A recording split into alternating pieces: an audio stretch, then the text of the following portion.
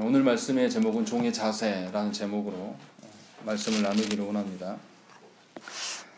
사도행전 20장은 에베소에서의 그 바울의 3년의 사역이 이제 끝나고 이제 바울이 마게도냐와 아가야를 거쳐서 예루살렘으로 가는 과정을 언급하고 있습니다. 그리고 20장에서 가장 큰 비중을 차지하고 있는 것은 바울이 돌아가는 경로에 있어서 방문지를 거쳐서 그 성도들을 만난 것에 대한 기록입니다. 무엇보다도 특징적인 것은 뭐냐면 바울의 고별 설교가 지금 여기에 나타난다는 것이죠. 성경에 한 군데도 없는 바울의 설교가 떠나가는 교회의 성도들에게, 장로들에게 말씀하고 있는 바가 드러나기 때문에 20장의 말씀은 굉장히 중요합니다. 바울이 이제 떠나가게 된 계기를 우리가 한번 이제 살펴야 되는 것이죠. 우리가 지난주에 보았던 19장 21절 말씀 우리 한번 읽어보겠습니다. 읽겠습니다. 시작.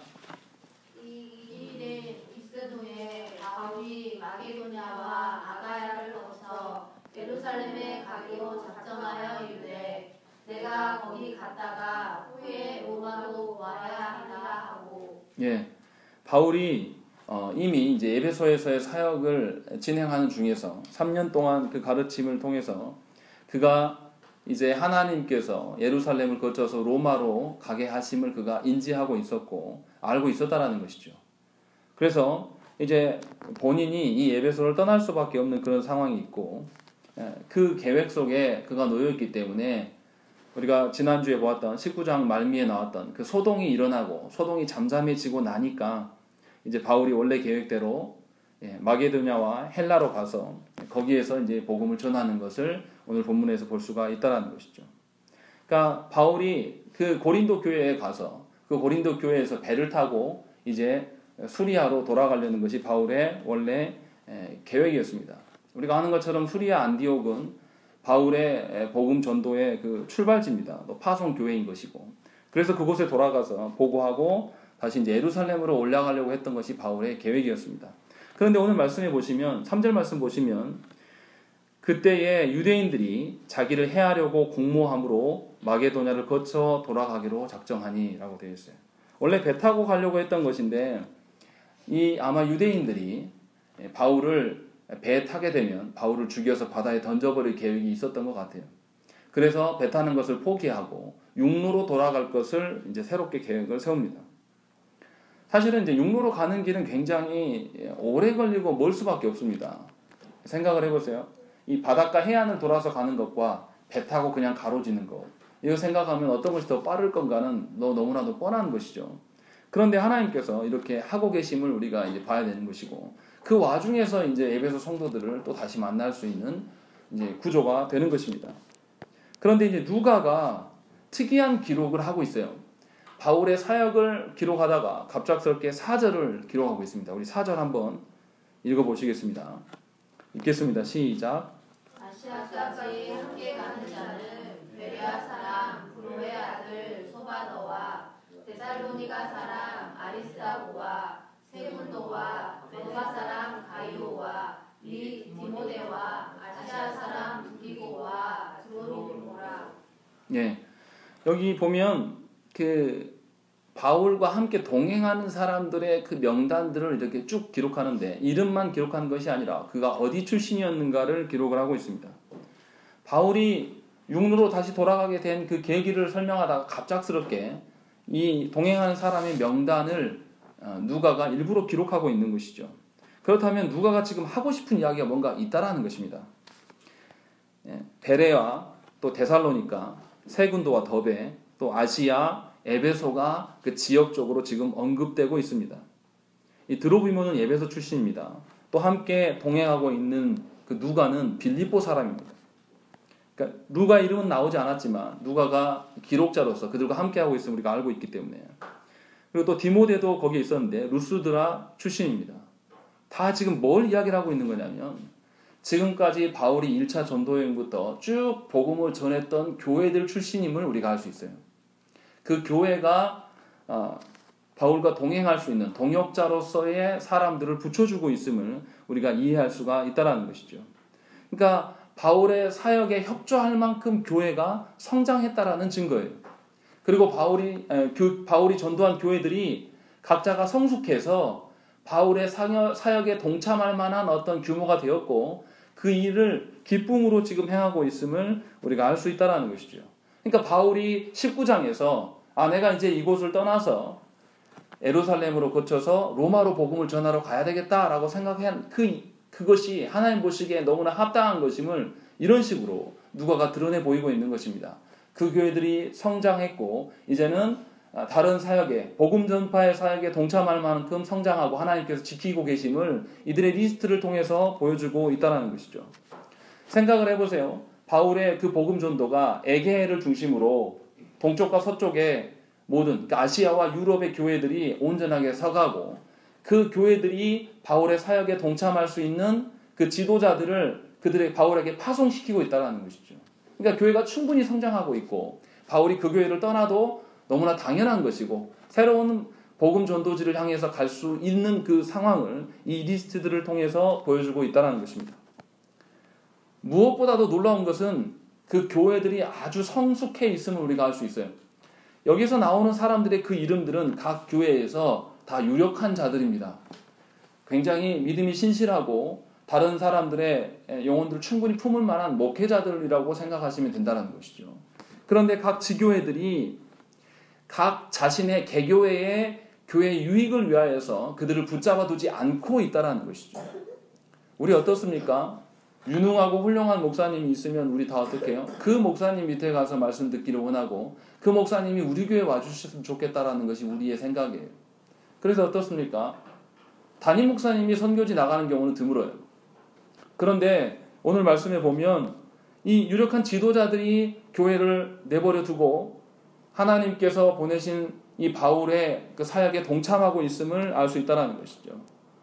교회 안에서 유력한 자들은 굳이 그곳에 가지 않아도 그곳에서 사역을 해도 누가 뭐라 할 사람이 없을 것이고 또 성도들도 아마 반겼을 거예요.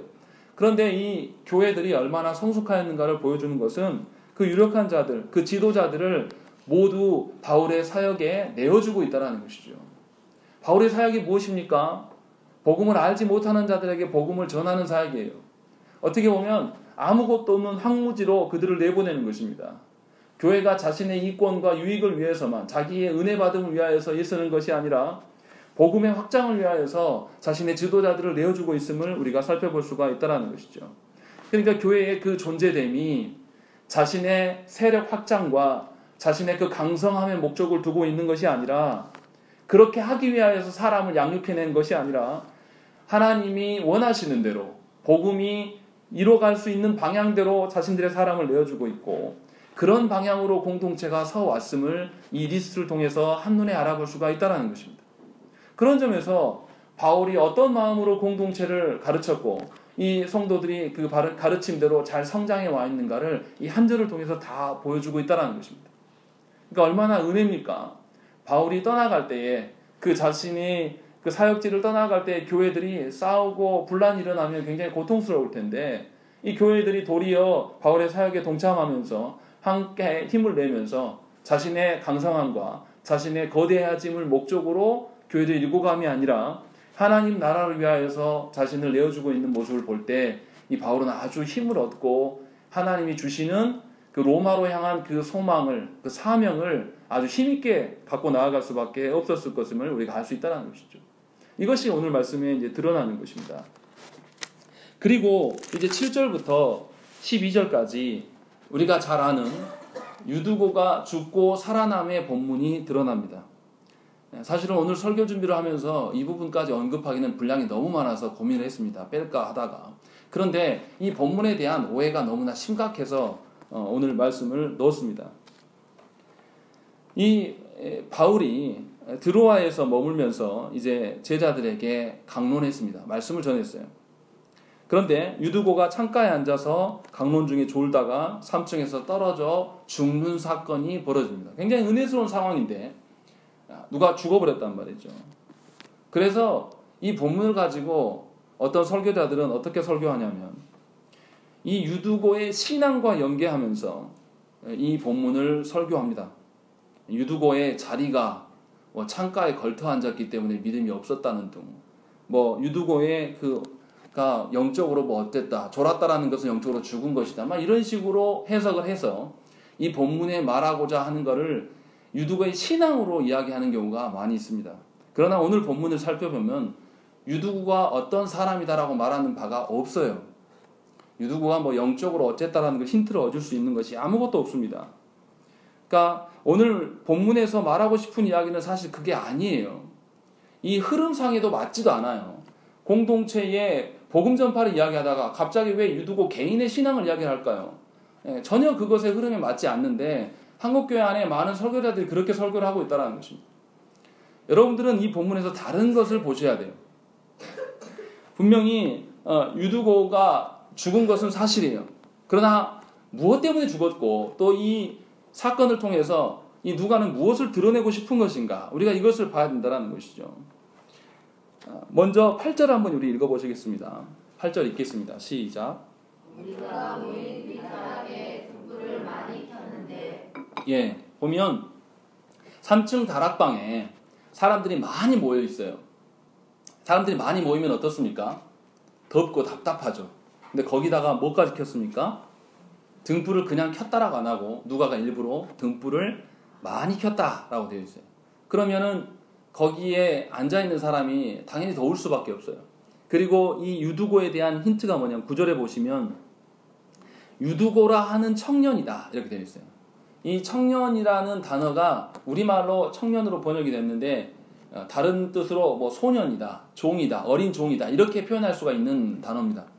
다시 말하면 이 유두고는 더위를 피해서 어떻게 보면은 말씀을 더 잘 듣기 위해서 창가로 갔을 가능성이 매우 높아요. 풍유적 해석으로 그가 믿음이 없어서 뒷자리에 앉고 창문에 걸터 앉았다 이렇게 말하기가 곤란하다라는 것이죠. 그런 상황을 정리해보면. 그래서 또 유두고가 9절에 뭐라고 되어 있냐면 깊이 졸더니라고 되었고 바울이 강론하기를 더 오래함에 졸음을 이기지 못하였다라고 되어 있는 것입니다. 그리고 또 앞에서도 보면 7절에 보면 뭐라고 되어 있습니까? 그들에게 강론할새 말을 밤중까지 계속했다라고 되어 있습니다. 그러니까 정황을 따져보면 이 유두고는 어린 종일 가능성이 매우 높아요. 종이었으면 주인의 심부름을 통해서 하루 종일 일하다가 돌아왔을 거란 말이에요. 이 모임에 참석했을 가능성이 높습니다. 그런데 그날따라 말씀이 길어졌어요. 강론은 토론하는 것이죠. 하나님의 말씀에 대해서 토론하면서 그 대화가 길어졌단 말이죠. 그러니까 이 사람이 참다 견디다 못해서 사실을 졸았을 가능성이 매우 높습니다. 그리고 말씀을 듣기 위해서 창가로 갔을 가능성도 있다는 것이죠. 사실 이것이 핵심은 아니에요. 제가 이렇게 변론하는 이유는 우리가 이 본문에 대해서 오해해서 듣기 때문에 그것이 아니다라고 입증하기 위해서 지금 말씀을 드리는 것입니다. 그래서 이 유두고가 이 졸음은 영적인 졸음, 어떻게 이렇게 설명하기는 참 어렵습니다. 그냥 참기 힘든 졸음이에요. 누구라도, 목사님 저라도 예를 들어서 제가 설교하니까 안 조는 거죠. 제가 어제 저녁에 안 자고 날 새고 와서 여기에 앉아있다고 생각을 해보십시오. 그럼 누구라도 좁니다. 그 졸음에 대해서 영적으로 어떻고 저쩌고 이렇게 말하기는 곤란해요. 이제 그 부분까지도 너무나 영적인 해석을 하는 것은 아까 우리가 소요리 문답에서 말씀드린 것처럼 영은 뭐 선하고 육은 약하다 이런 식으로 생각하게 된다는 것이죠. 그럴 수 없다라는 것이죠. 분명히 이 청년은 아마 말씀을 듣기 위해 애썼을 것임을 우리가 알 수 있다는 것이죠. 중요한 것은 오늘 본문에서 유두고가 죽고 끝나지 않았어요. 유두고가 어땠다고 했습니까? 죽었으나 살아났다라고 이야기를 하고 있는 것이죠. 지금 무엇인가 의도하는 바가 있다는 거죠. 자, 이 사건의 그 요일을 한번 살펴보십시오. 7절에 보시면 뭐라고 되어 있습니까? 그 주간의 첫날에 이들이 모였다라고 되어 있습니다. 그 주간의 첫날이 무슨 요일입니까? 주일입니다. 주일 밤 저녁에 모여 있는 것이죠. 그리고 이들이 뭐 하려고 모였습니까? 7절에 보시면 우리가 떡을 떼려 하여 모였다라고 되어 있습니다. 모여서 떡을 떼다라고 말하지 않습니다. 떡을 떼기 위하여서 모였다. 떡을 떼는 것이 뭡니까? 성찬인 것이죠. 성찬하고 말씀에 강론이 있었다라는 거예요. 이거는 뭐냐면 예배드렸다라는 거예요. 요한복음 20장 19절에 보시면 이날 곧 안식 후 첫날 저녁 때에 제자들이 유대인들을 두려워하여 모인 곳의 문들을 닫았더니 예수께서 오사 가운데 서서 이르시되 너희에게 평강이 있을지어다 이렇게 말씀하신다는 것이죠. 예수께서 죽으셨어요. 죽으시고 제자들이 모인 날이 뭐냐면 주일 밤이었다는 것이죠. 그래서 그들이 모여서 있었는데 그곳에 예수께서 부활하셔서 나타나셨단 말이에요. 이들이 얼마나 놀랐을까요? 이들이 얼마나 충격을 받았을까요? 예수 그리스도의 그 죽으시고 부활하심을 그들이 성찬을 통해서 경험하고 있었다는 것이죠. 다시 말하면 오늘 이 유두고의 죽고 살아남의 사건들은 이 교회가 모여서 떡을 땜으로 말미암아 그리스도의 부활에 동참하고 그리스도와 연합된 사건들을 그가 기리고 있었다는 것이죠. 예수께서 부활하신 날이 언제입니까? 무슨 요일입니까? 주일이에요. 주일 아침에 부활하셨단 말이에요. 그러니까 누가는 의도적으로 이것을 부각하고 있는 거예요. 유두고가 괜히 죽은 게 아니라 이들이 성찬을 통해서 예수 그리스도와 연합됨을 경험하는 것이 아니라 그것이 과거의 일로만 치우쳐 있는 것이 아니라 유두고가 말씀을 통해서 있다가 죽고 살아남을 그들이 두 눈으로 보았단 말이에요. 다시 말하면 예수 그리스도의 그 죽으심과 부활하심을 현장에서 경험한 거예요. 성찬이 있는 그곳, 말씀이 있는 그곳에서 그리스도의 죽으심과 부활하심을 유두고의 죽고 부활함을 통하여서 그들이 경험하면서 하나님의 놀라운 은혜 가운데 그들이 설 수 있었음을 오늘 본문에서 알 수가 있다는 것입니다. 유두고의 신앙이 어떻고 유두고의 영혼이 뭐 어떻고 이런 이야기를 할 수가 없다는 거예요. 그리고 결정적으로 무슨 이야기를 합니까? 12절 말씀 우리 한번 읽어보겠습니다. 읽겠습니다. 시작. 사람들이 살아난 청년을 데리고 가서 적지 않게 위로를 받았더라. 분명히 뭐라고 하고 있냐면 살아난 청년을 보고 그들이 적지 않게 위로를 받았다. 이 말은 무슨 말씀입니까? 예수 그리스도의 죽고 부활하심을 그들이 유두고를 통해서 경험했기 때문에 그것에 대한 위로와 기쁨이라는 것이에요. 육신적으로 살아났기 때문에 기쁨 그것도 있었겠지만 그것보다 더 큰 것이 뭐냐면 유두고를 통해서 그리스도의 죽으심과 부활하심을 그들이 현재에도 재경험되어지고 있음을 하나님께서 보여주셨기 때문에 그들의 놀라운 은혜 가운데 설 수밖에 없었다는 것이죠. 그들의 입장은 어떤 것이었을까요? 바울이 이제 그곳에 거쳐서 그들을 떠나가고 다시는 볼 수 없게 될 것들을 말했을 것이에요. 그때 그들의 마음은 굉장히 힘들었을 것입니다. 그래서 마지막으로 바울을 통해서 어떻게든지 말씀을 잘 듣고 말씀에 근거해서 살기를 원하여서 바울을 놓아주지 않았어요. 바울이 그 다음날 떠나야 되는데 밤새 이야기하면서 함께 하나님의 말씀 듣기를 강청했다는 거죠. 그들의 그 갈급한 심령을 하나님께서 아시고 이 유두고의 사건을 통해서 그들에게 보여주셨어요. 그들의 심정은 어떻겠습니까?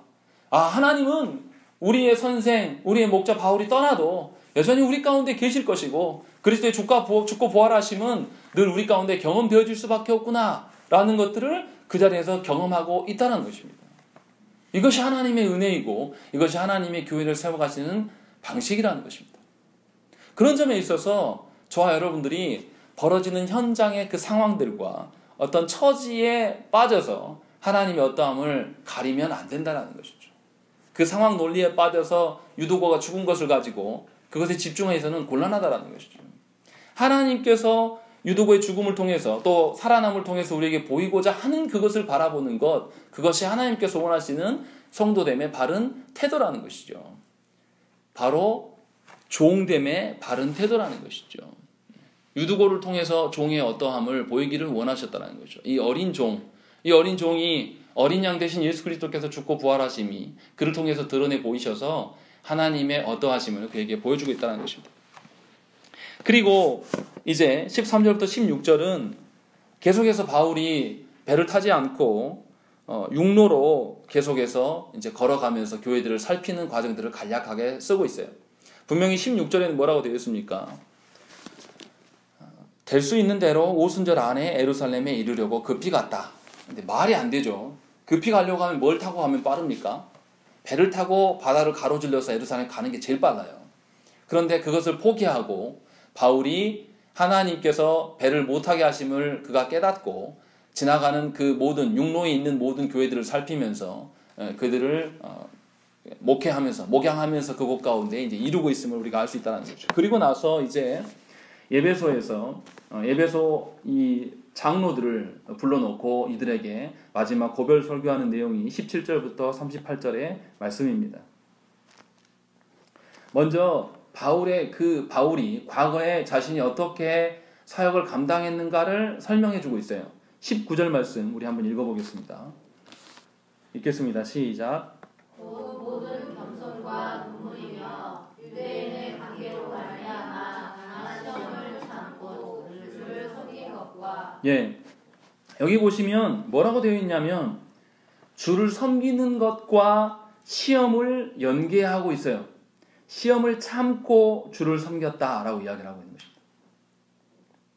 왜 이런 방식으로 기술하고 있을까요? 분명히 시험을 이야기하지 않고 주를 섬겼다라고, 주를 섬겼더니 하나님이 이러한 복으로 나를 주셨고 나를 지키셨다라는 것이 우리의 일반적인 방식인데, 바울은 남겨진 장로들한테 무슨 이야기 하냐면 시험을 참고 주를 섬겼다라고 이야기를 하고 있는 것이죠. 무슨 말씀이 있냐면 바울이 자신의 종됨을 분명히 시험과 연계하여서 설명하고 있습니다. 박해나 시련이란 이런 단어가 아니에요. 시험이라는 단어를 사용함으로 말미암아서 사도행전은 시험이라는 단어가 여기에 딱 하나 나옵니다. 한 번만 나와요. 그렇게 해서 주님께서 주신 사역 받은 자, 주님께서 주신 사명을 감당하는 자가 늘 시험 중에 있을 수밖에 없음을 설명하고 있는 것입니다. 왜 그럴 수밖에 없습니까? 예수님께서 공생에 첫 시작할 때 무슨 일을 겪으십니까? 처음 예수님이 공생에 시작할 때 제일 먼저 하신 게 세례 받고 난 다음에 사탄의 시험을 받습니다. 예수님이신 그분이, 하나님이신 그 예수님이 시험을 받으실 필요가 있을까요? 없을까요? 우리가 보기에는 굳이 시험 받을 필요가 있나? 라는 생각이 들죠. 그러나 예수님도 성부의 그 사명을 감당하는 자로서, 지금 종된 자로서 그 일들을 수행하고 있고, 그런 점에 있어서 시험을 받으셨다는 것이죠. 그리고 예수님은 공생의 기간 동안에 제자들에게 늘 무엇을 당부했냐면 시험에 빠지지 않게 기도하고 깨어있으라고 늘 당부를 했습니다. 누가복음에서만도 3번이나 언급을 하고 계세요. 그만큼 이 시험과 하나님 앞에서의 사명 감당하는 것은 뗄 수 없는 이야기고 함께 갈 수밖에 없는 이야기임을 저와 여러분들이 아셔야 된다는 것이죠. 그러니까 그리스도인으로서 하나님의 자녀답게 하나님 나라를 소망하며 꿈꾸며 살아가는 자들에게는 반드시 시험이 있을 수밖에 없는 것이고, 그 시험에서 승리하는 것이 하나님께서 원하시는 사명을 감당하는 방편임을 저와 여러분들이 아셔야 된다는 것이죠. 누가복음 22장 28절에 너희는 나의 모든 시험 중에 항상 나와 함께한 자들이다 라고 제자들의 정체성을 이야기를 하고 계신다는 거죠. 예수님께서 친히 말씀하신 것이죠. 그러니까 시험 중에서 늘 하나님의 것을 선택하고 하나님의 편에 서 있는 자, 이것이 하나님의 사명을 감당하는 종의 자세임을 저와 여러분들이 아셔야 된다는 것이죠. 주님을 섬기는 것, 사명을 감당하는 것은 시험에서 늘 이겨야 하는 일입니다. 예수님께서도 광야에서 시험을 받으실 때, 또 제자들도 늘 시험 중에서 당신의 사역들을 감당해 나아갔습니다. 사탄이 예수님께 어떤 시험을 요청합니까? 하나님만 말고 또 다른 신도 나에게 절하면 이 천하를 너에게 주겠다라고 하면서 두 주인을 섬길 것을 계속 요청을 했습니다. 그러나 주님은 뭐라고 말씀하셨습니까? 한 마음에 두 주인을 섬길 수 없다라고 계속 말씀하셨다는 것이죠. 그러니까 오직 주님만을, 오직 삼위 하나님만을 섬기는 것이 종에 합당한 자세임을 저와 여러분들이 아셔야 된다는 것이죠. 바울 역시도 어땠습니까? 3년 동안 예배소에 사역할 때에 늘 위협을 당했습니다. 맞기도 하고 또 실신하기도 하고, 그런 과정들이 그의 사역 가운데 늘 있었다는 것이죠. 그런데 바울이 어떻게 했습니까? 늘 하나님의 사명을 선택했고 어떻게 하면 하나님의 그 복음이 효율적으로 전파될 것인가를 늘 고민했다는 것이죠. 그래서 그러한 경험들에 근거하여서 지금 에베소에 남은 장로들에게 너희들에게도 동일한 일들이 있을 것이다. 예수 그리스도의 제자로서 종으로 살아가는 자들은 반드시 시험이 있을 수밖에 없음을 알려주고 시험에서 승리할 것들을 그들에게 요청하고 있음을 저와 여러분들이 아셔야 된다는 것이죠. 그래서 이제 바울이 어떻게 합니까? 자신의 사명이 복음 증거임을 잘 알고 있기 때문에 그가 그들에게 줄 수 있는 가장 유익한 것이 무엇인가를 밝히고 있어요. 우리 20절 말씀 우리 한번 읽겠습니다. 시작. 유익한 것은 무엇이든지 공중 앞에서나 각 집에서나 거리낌이 없이 여러분에게 전하여 가르치고. 분명히 뭐라고 그러냐면 유익한 것은 무엇이든지 공중 앞에서 내가 전했다라고 이야기하는 것이죠. 그 전한 내용이 뭐냐? 27절에 보시면 이는 내가 꺼리지 않고 하나님의 뜻을 다하여 여러분에게 전하였다. 그리고 그 전함의 그 핵심이 21절에 보시면 유대인과 헬라인들에게 하나님께 대한 회개와 우리 주 예수 그리스도에 대한 믿음을 증언한 것이다 라고 하면서 이것에 대한 압축적인 표현을 24절에 내가 달려갈 길과 주 예수께 받은 사명 곧 하나님의 은혜의 복음을 증언하는 일을 마치려 한다 라고 하면서 복음 증거가 자신의 가장 큰 사명이었고 그 사명이 너희들에게는 가장 큰 유익이 될 수밖에 없다 라고 이야기를 하고 있다는 것이죠. 그리고 자신은 이 사명을 에베소에서 끝마치고 끝나는 것이 아니라 이제 하나님의 사명을 붙들고 예루살렘으로 가야 하고 예루살렘에서 붙잡혀서 로마로 압송되어질 것들을 예견하고 그것에 대한 이야기를 하고 있다는 것이죠. 그러니까 바울이 이 결박당하고 환난을 당하는 것의 그 이유가 뭐냐면 복음을 알지 못하는 자들에게 가장 유익한 것, 그 은혜의 복음을, 은혜의 말씀을 그들에게 증거하는 것이 자신의 사명이고 그래서 자신은 그 일들을 위하여서 지금까지 살아왔노라 라고 이야기하면서 바울의 그 에베소의 장로들에게 동일한 것들을 주문하고 있는 것입니다. 너희 역시도 하나님의 부름을 받은 자들 아니냐? 그러면 성도들에게 가장 줄 수 있는 가장 유익하고 가장 강력한 게 뭐냐? 은혜의 복음에는 없다라고 지금 말씀하고 있는 것입니다. 나도 너희를 떠나는 것이 은혜의 복음 위하여서 떠나는 것이고 너희도 이곳에 남아서 에베소 교회 장로가 되어 있는 것도 은혜의 복음을 위하여서 서 있는 것임을 분명히 밝히고 있다는 것입니다. 그러니까 다른 것이 없어요. 어떤 교회를 이뤄감에 있어서 조직을 어떻게 관리하는가, 뭐 어떤 경영의 마인드를 설명하고 있지 않아요. 어려움이 있을 때는 뭐 이렇게 해라 저렇게 해라 이런 이야기 하지 않습니다. 그냥 복음을 위하여서 나도 달려왔고 너도 똑같은 길을 가야 되는다. 이 이야기를 하고 있는 것을 우리가 알 수 있다는 것이죠. 그리고 나서 이 장로들에게 확신을 줍니다. 28절 말씀 우리 한번 읽어보겠습니다.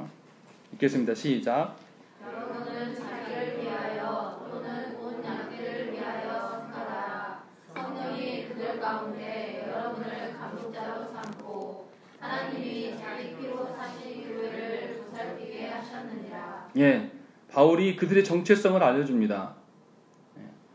성령이 그들 가운데서 여러분들을 감독자로 삼았다라고 이야기를 하고 있는 것이죠. 그리고 하나님이 그리스도의 피로 사셔서 너희가 교회되었다라고 이야기를 하고 있는 것을 볼 수가 있는 것이죠. 그러니까 교회의 직분자들은, 이 장로는 교회의 영혼을 관리하는 감독자로서 서 있는 것입니다. 어떤 교회의 행정의 일을 하고 교회의 강력해짐과 힘의 그 증폭을 위하여서 서 있는 자들이 아니에요. 그렇게 하라고 장로들을 세우신 것이 아닙니다. 신약 성경에서 나오는 장로들은 우리가 말하는 방식으로 이야기하면 목사와 장로를 포함한 것을 이야기하는 것이죠. 당회원들이 해야 될 일이 바로 이것인 것이죠. 영혼을 돌아보며 그 영혼을 목양하는 일들, 그것이 하나님께서 그들에게 위임해 주신 일임을 그들에게 밝히고 있다는 것이죠. 그런데 하나님 앞에서 그 목양하는 자들에게 하나님이 홀로 두시냐? 그렇지 않다라는 것이죠. 분명히 뭐라고 했습니까? 성령이 그들 가운데서 너희들을 삼았다라고 이야기하는 것이죠. 교회의 주인은 분명히 성부 하나님이시요.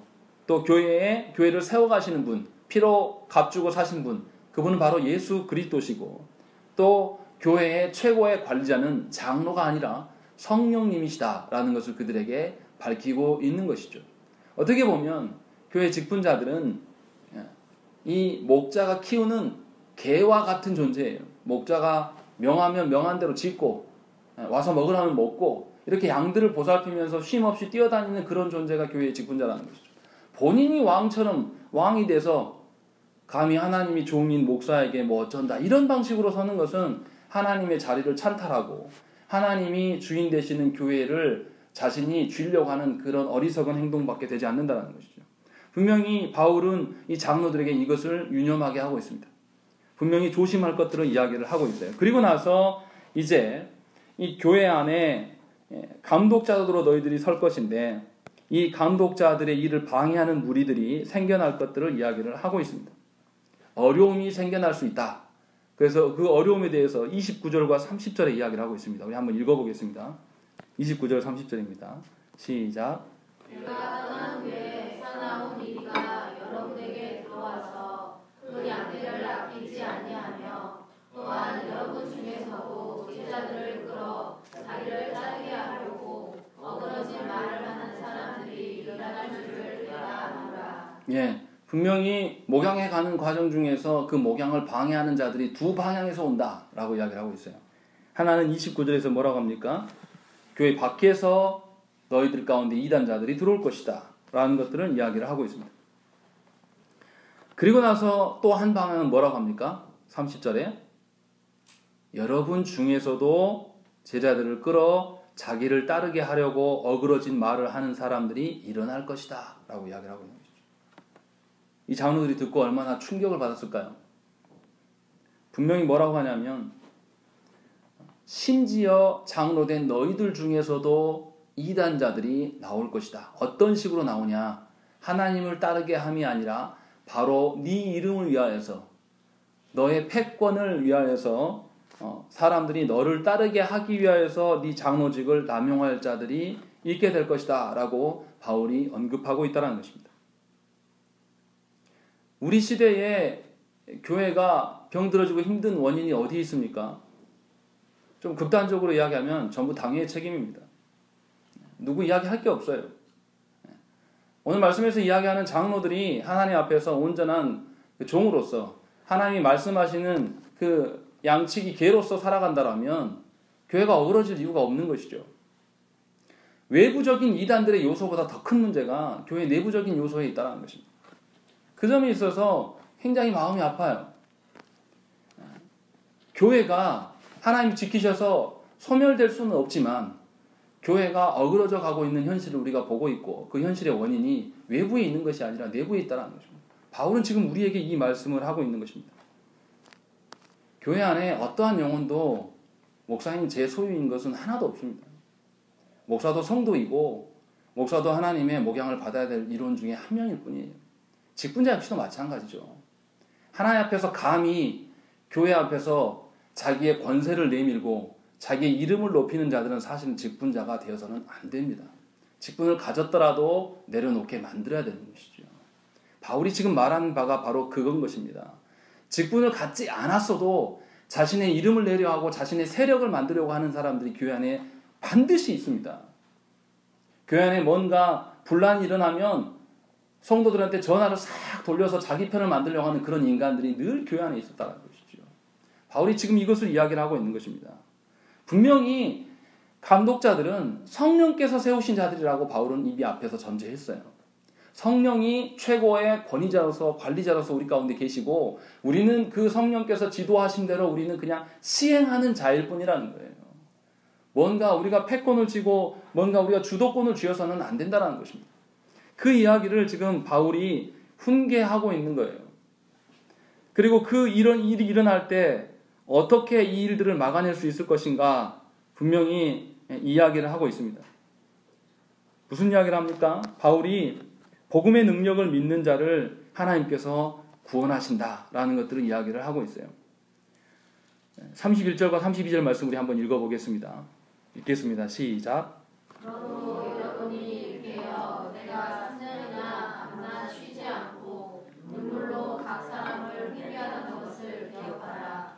지금 내가 여러분을 주와 및 그 은혜의 말씀에 부탁하노니 그 말씀이 여러분을 능히 든든히 세우사 거룩하게 하심을 입은 모든 자 가운데 기업이 있게 하시리라. 예, 분명히 바울이 그 이단자들, 외부적인 이단자들이 나타날 때 또 교회 안에 부패한 자들로 인하여서 양무리들이 주인이신 삼위 하나님을 잃어버렸을 때에 어떻게 대처할 것인가를 이야기를 합니다.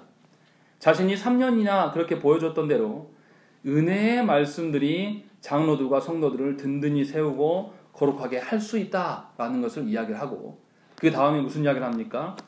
하나님 나라의 기업을 이 말씀을 통해서 받게 될 것들을 강조한다는 것이죠. 복음의 능력을 믿는 자들은 구원하는 하나님의 능력을 알 수 있습니다. 거기에다가 이미 거룩함을 받은 성도들에게 종말론적인 기업, 저 하나님 나라를 참여할 수 있는 그 위력까지도 하나님께서 더하여 주신다는 거예요. 이것이 뭐냐면 복음의 능력입니다. 은혜의 말씀의 능력이라는 것이죠. 그 능력을 믿으라고 지금 권면하고 있는 것이에요. 이단자리 생겼을 때 우리는 뭘 찾습니까? 어떻게 하면 이 사람의 문제를 해결할까? 어떤 방편을 찾아요. 어떤 식으로 할 것인가? 방식을 찾아내고 누가 그것의 전문가더라. 이렇게 하면 그곳으로 그 영혼을 끌고 가서 예를 들어서 뭐 귀신 들린 사람이 있다라면 누가 신유의 은사가 있으니까 그 사람한테 가자. 또 어떤 이단자들에 빠진 자들이 있으면 신천지는 어느 교회 누구 목사가 잘하더라. 거기에 맡기자. 뭐 이런 방식으로 방편들에 집중하는 경우가 많이 있어요. 우리 기도 역시도 마찬가지죠. 우리가 문제에 휩싸여서 그 문제 해결을 위하여서 하나님께 기도하는 경향이 강합니다. 그러나 바울은 지금 무슨 이야기를 하고 있냐면 주와 그 은혜의 말씀에 부탁해라 라고 이야기를 하고 있는 것이죠. 방법론적인 것을 이야기하는 것이 아니라 그때가 하나님께서 너의 종으로서의 태도를 보는 시점이다 라고 이야기하시면서 하나님 앞에서 종의 태도를 잃지 말 것들, 어떻게 잃지 않을 수 있냐? 말씀을 통하여서 말씀의 능력으로 말미암아서 네 자신의 존재됨과 하나님 앞에서의 그 사명이 흔들리지 않을 수 있다라는 것을 그들에게 보여주고 있다는 것입니다. 이 얼마나 큰 은혜이고 얼마나 강력한 말씀입니까? 하나님께서 교회의 주인 되시고 하나님께서 예수 그리스도의 피 흘리심으로 말미암아 교회를 세워가시고 성령 하나님께서 우리 가운데 내주하셔서 우리를 주도해 가시는 분이심을 여실히 드러내는 방식이 바로 하나님의 말씀인 것이죠. 그래서 그 말씀으로 그들이 하나 되기를 권면하면서 하나님의 교회가 어떻게 세워질 것들에 대해서 두려워하지 말라라고 이야기를 하고 있는 것입니다. 그리고 자신 역시도 복음의 어떠함을 위하여서 자신이 일하면서 이 사역에 집중했던 것들을 뒤에 또 붙여서 설명을 하고 있습니다. 일하라라는 뜻이 아니라 복음 사명을 위해서 자신이 얼마나 헌신하고 내어주어 있는가를 이야기를 하고 있는 것이죠. 35절에 그 말씀이 나와 있어요. 범사에 여러분에게 모본을 보여준 바와 같이 수고하여 약한 사람들을 돕고 또 주 예수께서 친히 말씀하신 바 주는 것이 받는 것보다 복이 있다 하심을 기억하여야 할지니라 라고 되어 있는 것입니다. 교회는 복음을 위하여서 자신을 내어주는 자들의 모임입니다. 자신의 힘을 기르기 위하여서 자신의 주도권을 잡기 위하여서 긁어 모으는 자들이 아니에요. 교회는 내어주는 것으로 인하여서 정체성을 띌 수밖에 없어요. 교회가 내어주는 것을 잃어버리면 교회는 이제 고인물이 되고 썩어져 갈 수밖에 없는 것입니다. 결국은 패권 다툼으로 정치 세력화되는 것이 교회의 부패의 결과인 것이죠. 저와 여러분들이 분명히 오늘 말씀을 통해서 우리가 알아야 됩니다. 바울이 이렇게 말씀을 나눈 다음에 어떻게 합니까? 그들과 함께 무릎을 꿇고 앉아서 기도해요. 그리고 이제 너희와 다시는 이제 보지 못하게 될 것이다 라고 이야기했을 때 이 장로들이 함께 웁니다. 그러면서 마지막으로 이제 헤어지는 것이죠. 얼마나 아름답습니까? 자신의 것들을 다 내려놓고 자신의 패권을 유지하지 않고 다 내보내는 방식으로 바울이 서 있고 마지막까지도 자신의 권위와 어떠한 것들을 한 것도 내세우지 않고 마지막에 그 종교를 짓는 모습이 정말 아름답습니다. 삼위 하나님께서 이 바울의 사역을 보면서 얼마나 기뻐하셨을까요? 또 그리고 바울의 그 모습을 보면서 남아있는 이 장로들이 얼마나 위로를 받고 나중에 시험이 올 때 그들이 그 바울의 모습을 떠올렸을까요? 제가 바라는 것이 바로 이런 모습이에요. 하나님께서 이 강단에서 얼마나 오래 있게 하실지는 아무도 몰라요. 뭐 사고로 죽을 수도 있는 것이고 그렇게 이별할 수도 있고 아니면은 뭐 오래 살다가 은퇴할 나이가 돼서 이제 은퇴할 그런 식의 뭐 이별이 있을 수도 있습니다. 그러나 바라기는 제가 소망하는 것은 저와 여러분들 사이에 이러한 설교와 이러한 고면이 있기를 늘 소망합니다. 우리가 헤어지고 이별하는 것에 대해서 두려워하는 것이 아니라 도리어 하나님의 말씀이 우리 가운데 세워지는 것이 헤어짐도 상관없다는 것을 능가할 수 있는 그런 은혜들, 그런 능력들이 우리 안에 세워져야 된다는 것이죠. 그러니까 우리가 이 은혜의 말씀, 이 은혜의 복음들을 우리가 누리기 시작하면 우리의 보여지는 것들 안에서 두려움이 사라지는 거예요. 저희가 이제 3년 차 돼갑니다. 어떠십니까? 옆자리가 막 생각처럼 꽉 차고 이러지 않아서 불안하십니까? 사람이 없어서 불안한 게 아니에요. 우리가 말씀으로, 복음으로 은혜를 누리지 못하기 때문에 불안한 것일 수 있습니다. 교회는 없어지지 않아요. 하나님께서 주인이시고 예수 그리스도의 피로 말미암아 세워져 가게 하시고 성령 하나님께서 주도권을 쥔 공동체이기 때문에 절대로 사라지지 않습니다. 다만 작고 연합해지고 뭐 이런 과정들은 있겠죠. 중요한 것은 그 과정 속에서 저와 여러분들이 어떻게 살 것이냐. 바로 하나님의 그 복음을, 하나님의 말씀을 우리가 은혜로 받는 것밖에 답이 없습니다. 사실은 그것이 가장 강력한 능력임을 믿고 그 안에서 삼위 하나님의 돌보심을 보시기를 간절히 축원합니다. 우리 함께 기도하겠습니다.